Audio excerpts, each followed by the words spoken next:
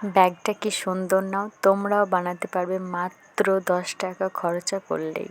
তো দেখো কি সুন্দর আমি বানিয়েছি, সত্যি বলছি যারা সেলাই করে তাদের তো অনেক কাজে আসবে, যারা না করে তাদেরও পয়সা ময়সা সব রাখা যাবে।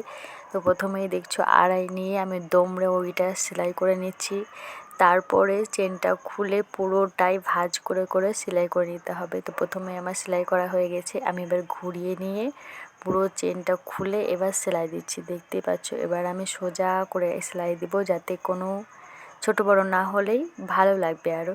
তো দেখতে পাচ্ছ আমার যখন তখন লাস্ট আমি দমড়ে আবার সেলাই করে নিচ্ছি। তো দেখো পুরো ভিডিওটা, এই দেখো আমার ফাইনাল লুক।